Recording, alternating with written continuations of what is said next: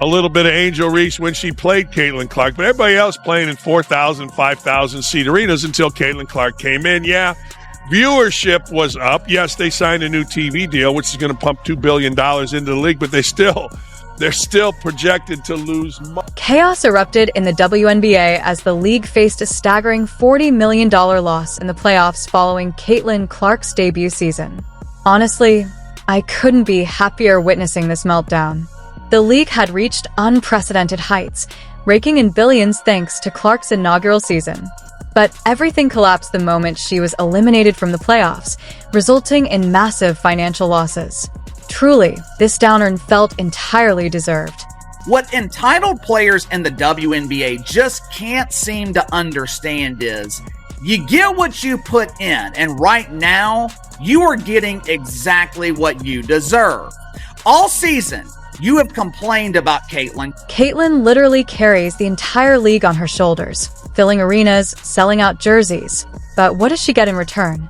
Racist allegations and a paycheck that probably wouldn't even cover months of her coffee runs. They had a golden goose and chose to serve it with a side of disrespect. And the scale of this loss? Don't worry, I've got all the numbers lined up for you. Thoroughly covered that they've lost $50 million, a season, or they were expected to lose $50 million as a league this year. Reports are it's 40 million, not 50. The moment Caitlin Clark packed up and said goodbye to the WNBA, the league instantly hemorrhaged $40 million. Let that number sink in just from one player leaving. And the ratings? They plummeted over 50%, faster than anyone expected. Fans who thought the WNBA was on the rise got a harsh reality check. Caitlin Clark wasn't just another player. She was the driving force preventing the league from careening off a cliff. The league has lost, as we've talked about, $40 million. All that negativity, it has come back to haunt you, as ticket prices for the WNBA playoffs are damn near being given away for free. And the arenas? Completely empty. During Caitlin's debut season, stadiums were packed like it was a Beyoncé concert. But now, that energy is gone. Attendance dropped by half almost overnight. Just a year ago, fans were flooding in, breaking records left and right. Caitlin's team drew an astonishing 34,715 fans in her rookie season, smashing a record that had stood since 2001. The moment she left, though, the excitement vanished just as quickly. And in front of the 16th sellout this year, here's a look at the total attendance.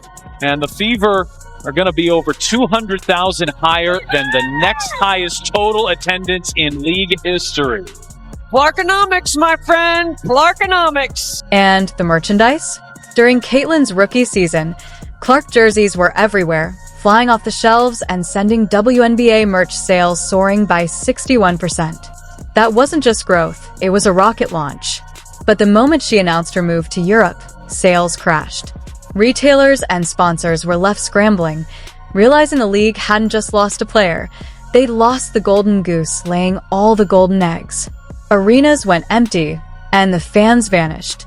Drew an audience of 929,000, ESPN announced, which is 50% less than the Fever's Game 1 against the Sun. But really, Caitlin wasn't just scoring points. She was generating massive revenue for the league. She single-handedly transformed the WNBA into a cash machine, selling out arenas, breaking viewership records, and moving jerseys faster than ever.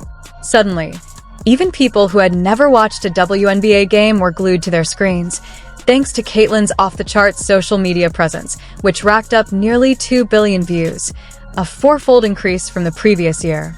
She made women's basketball must-watch TV, turning every game into a Super Bowl-level event.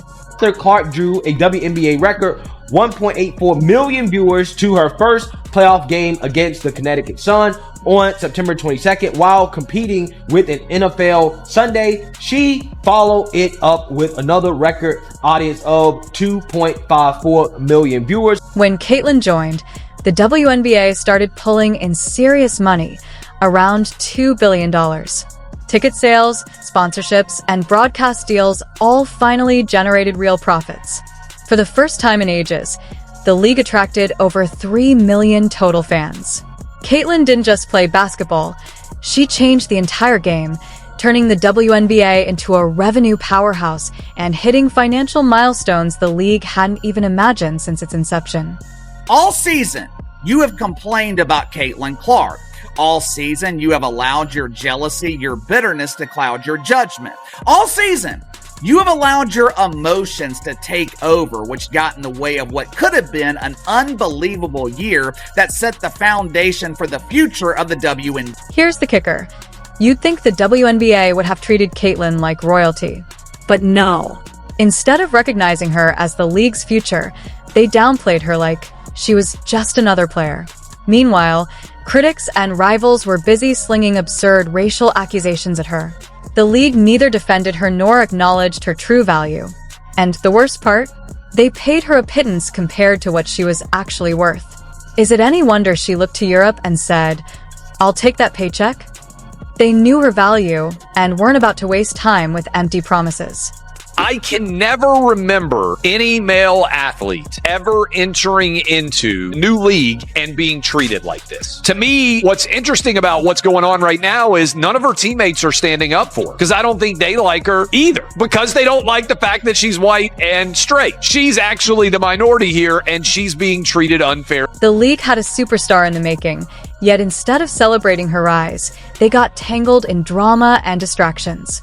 Rather than giving Caitlin the recognition she deserved, the WNBA focused on rumors and deflecting accusations of racism, many fueled by players like Angel Reese and Alyssa Thomas. Angel, in particular, stirred the pot, even going after Clark's fans and accusing them of racial disrespect. Said it's just so crazy because the growth that Caitlin has brought to the game, the sheer amount of money that she's making these teams, people are having to move their venues when she comes to play, and she's getting paid like $75,000 a year. She should be one of the top paid players in the world just for the sheer number. I can't recall any male athlete ever joining a new league and being treated like this. What's striking about Caitlin's situation is that none of her teammates seem to be defending her, likely because they don't like her. Her being white and straight makes her a minority in this context, and she's facing unfair treatment because of it. This is a classic case of creating chaos where none was needed. Instead of capitalizing on Caitlin's incredible talent, the league let the season spiral into a political circus that the media couldn't get enough of. All the attention turned her record-breaking, highlight-filled season into some bizarre off-court feud. It was as if everyone forgot she was shattering records and filling arenas, too busy getting distracted by drama that never should have existed. It needs Caitlin Clark, and they are preparing to offer her a massive deal. But is it all? As if things weren't already bad, Caitlin wasn't even being paid what she deserved. It's crazy. She was responsible for a 48% surge in attendance, nearly 10,000 fans per game, yet she was earning peanuts. Her games were packed, and merchandise bearing her name was flying off the shelves, with sales jumping 61% from the previous year. You'd think the league would reward her, but instead they were cashing in on her success while ignoring her worth. Smartly, Caitlin decided, "I'm out of here," and moved to Europe, leaving WNBA fans stunned. Can you blame her? She was putting up incredible numbers, yet treated like just another player. In interviews, she even mentioned players were physically targeting her, and the league didn't step in. She truly felt like she didn't belong, carrying the league on her back. We have some breaking news that I want to bring to the table. Commissioner Kathy Engelbert, Commissioner of the WNBA, just announced that starting in 2025, the WNBA Finals format will change to a best-of-7 series. Yes. And the format will be 2-2-1-1-1. In addition to that, the first round, which is already a best-of-3, will change in format to 1-1-1. Yes. But it didn't stop there.